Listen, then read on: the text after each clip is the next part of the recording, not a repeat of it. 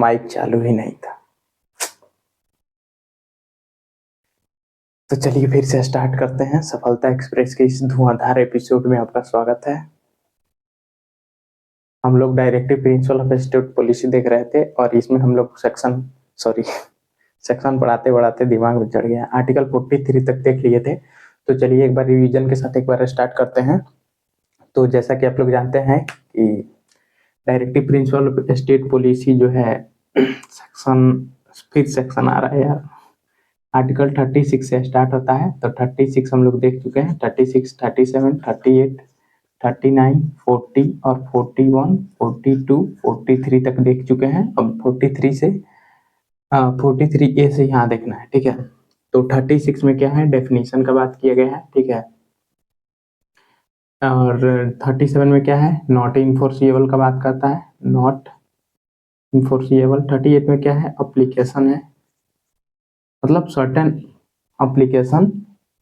मतलब अप्लीकेशन कैसा कि मतलब इसमें कुछ रूल्स दिए गए हैं कि स्टेट को बोला गया है कि state welfare of the people काम करेगा, ठीक है ना। वेलफेयर ऑफ पीपुल, ठीक है।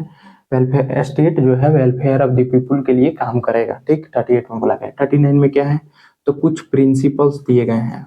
प्रिंसिपल्स कैसे, प्रिंसिपल्स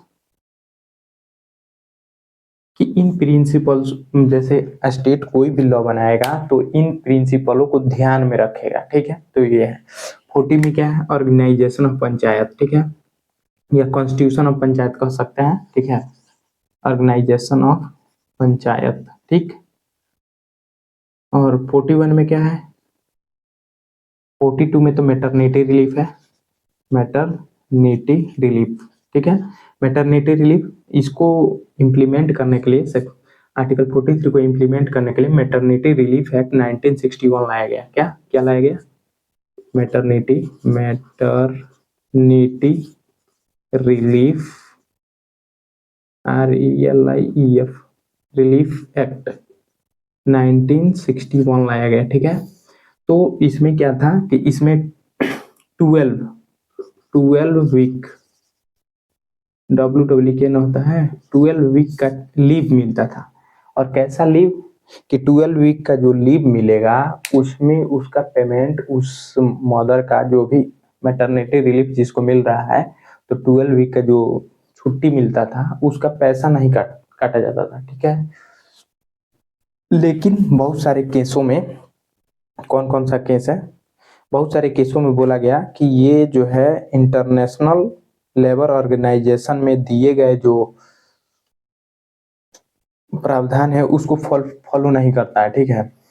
तो बहुत सारे केस लॉ में ऐसा बोला गया कि ये जो मैटरनिटी रिलीफ है वो काफी कम है, ठीक है, इसको और बढ़ाना चाहिए, ठीक है। तो एक अभी मतलब 2017 में अमेंडमेंट करके, ठीक है, मैटरनिटी रिलीफ में जो 12 वीक मिलता था, ये 2017 में क्या कर दिया गया, 12 से 26 वीक कर दिया गया, ठीक है। 26 वीक कर दिया गया। और इसमें जब 2 बच्चे होंगे तो 26 वीक मिलेगा, तीसरा जो बच्चा होगा तो 12 वीक मिलेगा, शायद ऐसा कोई प्रावधान है। लेकिन 26 वीक तो कंफर्म है कि मैटरनिटी रिलीफ 26 वीक तक हो गया, ठीक है। और मदर का पेमेंट नहीं रुकना चाहिए, वो उसका पेमेंट मिलेगा, उसमें जो लीव मिलेगा ना तो उसमें पेमेंट मिलेगा उसको, ठीक है। छुट्टी तो मिलेगा ही, पेमेंट भी मिलेगा, ठीक है।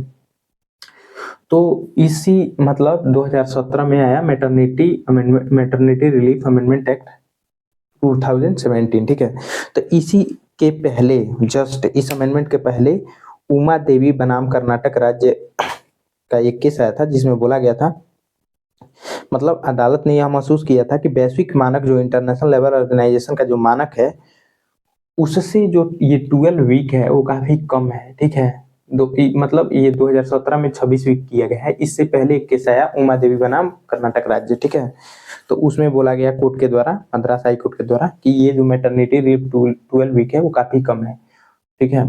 और एक और मतलब क्या आया था, बता रहे हैं अभी, कहाँ गया भैया, हाँ, इस 2017 से पहले, मतलब बिल पास होने से पहले, तो 259वीं विधि आयोग की 259वीं रिपोर्ट आई थी, तो उसमें भी बोला गया था कि मैटरनिटी रिलीफ को बढ़ा दिया जाए, ठीक है।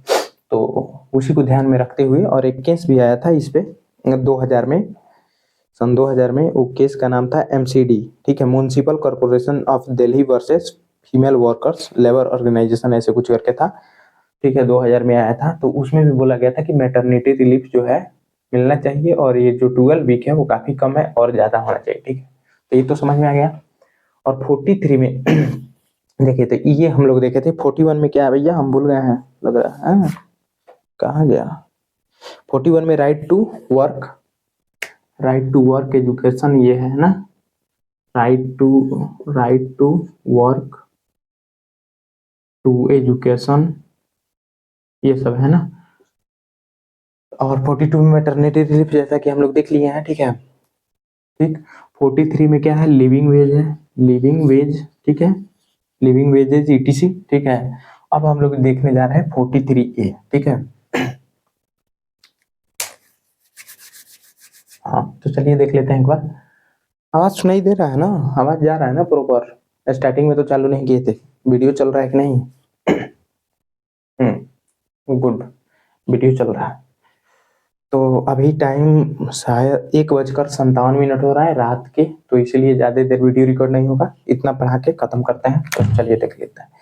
तो 43A क्या कहता है, participation of workers in management of industries, मतलब जो भी इंडस्ट्रीज है उसमें वर्कर्स का पार्टिसिपेशन होना चाहिए मैनेजमेंट में, ठीक है। ये 43A, आर्टिकल 43A बोलता है। ये कब जोड़ा गया, तो 42nd amendment act, 42nd constitutional amendment act से जोड़ा गया था, ठीक है। उसके बाद से आता है 43B, बोलता है प्रमोशन ऑफ कोऑपरेटिव सोसाइटीज, ठीक है। कोऑपरेटिव सोसाइटीज, आपको पता है कि इसके लिए एक क्या बोलते हैं, पार्ट भी जोड़ा गया है, तो कमेंट में बताइए कौन सा पार्ट है। और हम बताते हैं 43B कब जोड़ा गया, तो ये 97th कॉन्स्टिट्यूशनल अमेंडमेंट एक्ट से जोड़ा गया था, ठीक है। तो यानी कि कोऑपरेटिव सोसाइटी जहां जहां होगा उसमें 97 कॉन्स्टिट्यूशनल अमेंडमेंट आएगा। जैसे 1901 का सी में भी कोऑपरेटिव सोसाइटी जोड़ा गया है, वो भी 97 कॉन्स्टिट्यूशनल अमेंडमेंट से ही जोड़ा गया है। और कोऑपरेटिव सोसाइटी अगर कोई पार्ट भी बना है तो वो भी 97 कॉन्स्टिट्यूशनल अमेंडमेंट से बना है। तो आप सन बताइए और उस समय किसकी गवर्नमेंट थी वो बताइए, ठीक है। तो 1901 के सी में भी 97 कॉन्स्टिट्यूशनल अमेंडमेंट से भी कोऑपरेटिव जोड़ा गया। एक बार हम कंफर्म कर लेते हैं कि 1901 के सी में ही जोड़ा गया है क्या। हाँ ठीक है, गुड मुकेश भाई। तो ठीक है, तो ये प्रमोशन ऑफ कोऑपरेटिव सोसाइटी 43 का बी कब जोड़ा गया, 97th कॉन्स्टिट्यूशनल अमेंडमेंट एक्ट से। 44 क्या कहता है, uniform civil code for the citizen of India, ठीक है। मतलब इंडियन सिटीजन के लिए यूनिफॉर्म सिविल कोड होना चाहिए, मतलब एक ही कोड होना चाहिए जिससे सभी, मतलब सिविल जितने भी मामले हैं, सिविल मामले समझ रहे हैं ना, मैरिज वैरेज से रिलेटेड या जो भी जमीनी वमीनी से रिलेटेड, वो सभी के लिए एक समान होना चाहिए, ठीक है। तो वही 44 बोलता है, ठीक है। तो अगर ये लागू हो गया तो पता है भारत में क्या होगा, अगर मान लीजिए कि सभी के शादी एक ही, शादी मैरिज का जो भी सर्टिफिकेट जो भी होता है, जो भी हो, और डाइवोर्स भी एक ही तरह से होगा, तो यानी कि जो डाइवर्सिटी है इंडिया में, वो डाइवर्सिटी खत्म होगा, अनेकता में जो एकता है भारत का वो खत्म होगा, ठीक है। तो इसीलिए इस पे बहुत ज्यादा बवाल है, ठीक है। मुझे भी, मैं तो अभी स्टूडेंट हूँ जैसे आप लोग हैं, मुझे तो उतना जानकारी नहीं है, लेकिन आप लोग कमेंट में बताइएगा कि आप UCC का मतलब क्या समझते हैं। मतलब यूनिफॉर्म सिविल कोड लागू होने से भारत में कौन कौन सी दिक्कतें हो सकती हैं और कौन सा फायदा भी हो सकता है, मतलब प्रॉफिट और लॉस, मतलब कि लाभ और हानि दोनों बताइएगा कमेंट में, अगर आपको जितना तक समझ है, ठीक है। 45 कहता है promotion for early children childhood care education to children, ठीक है, बिलो 6 ईयर्स तक। आपको पता है 45 जो है, जैसे पार्ट 7 अभी खाली है ना, पार्ट 7 को रिपील कर दिया गया जिसमें सेक्शन 238 था, तो रिपील कर दिया गया। कमेंट में बताइए कौन से अमेंडमेंट से उसे रिपील किया गया। तो जैसे उसमें पार्ट 7 में कुछ भी नहीं है, उसमें भविष्य में कुछ जोड़ा जा सकता है, उसी प्रकार 45 में भी कुछ नहीं था, ठीक है, इसे जोड़ा गया है। तो कब जोड़ा गया, तो 86th कॉन्स्टिट्यूशनल अमेंडमेंट एक्ट से, ठीक है। 86 कॉन्स्टिट्यूशनल अमेंडमेंट एक्ट 2002 से इसे जोड़ा गया है, ठीक है। ठीक है। तो हम बताए थे पहले वाले वीडियो भी, अगर आप क्रम से देख रहे हैं लाइन बाय लाइन, तो उसमें हम बताए होंगे कि 45 जो आर्टिकल है वो 86 कॉन्स्टिट्यूशनल अमेंडमेंट एक्ट 2002 से जोड़ा गया। ठीक। अब 46 क्या कहता है, promotion of education and economic interest of SC ST and other weaker section. ठीक है। तो 46 बात करता है इसका।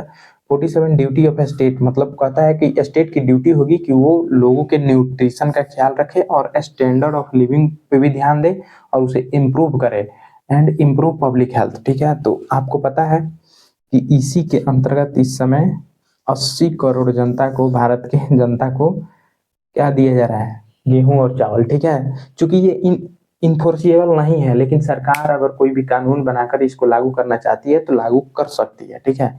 लेकिन आप अगर लागू न करें तो भी आप कोर्ट में नहीं जा सकते हैं। हाँ, अगर हाई कोर्ट या सुप्रीम कोर्ट के पास पावर है कि इसके आर्टिकल को वो फंडामेंटल राइट मान ले, जैसे राइट टू एजुकेशन को केस आया था ना एक, कमेंट में बताइए किस केस से फंडामेंटल राइट को, राइट टू एजुकेशन को फंडामेंटल राइट माना गया और उसके बाद से इसको जोड़ा गया। ठीक है। तो केस भी है जिस केस से फंडामेंटल राइट टू एजुकेशन को फंडामेंटल राइट माना गया। ठीक है। तो चलिए, तो 48 में क्या है, organisation of agriculture and animal husbandry है। ठीक है। तो 48 याद रखिए। 48 में 48 एक क्या है, protection and improvement of environment and safeguarding the forest and wild life. ये किससे जोड़ा गया था, तो 42nd कॉन्स्टिट्यूशनल अमेंडमेंट एक्ट से। तो ज्यादातर आपको देखने को मिल रहा है 42nd यहाँ पे भी, 42nd यहाँ पे भी। ठीक है। तो ये क्यों ज्यादातर आपको चेंज देखने को मिल रहा है 42nd में, क्योंकि उस समय महामहिम इंदिरा गांधी थी जिन्होंने आधे से ज्यादा कॉन्स्टिट्यूशन के आर्टिकल को ही बदल दिया था, ऐसा माना जाता है। तो उस समय के जो चेंजेस हुए थे उसको मिनी कॉन्स्टिट्यूशन भी बहुत लोग कहते हैं। ठीक है। इंदिरा गांधी के समय में जो परिवर्तन हुए थे, तो याद रखिएगा, एक बार हम कंफर्म कर लें। 42nd ही है ना, 48 का,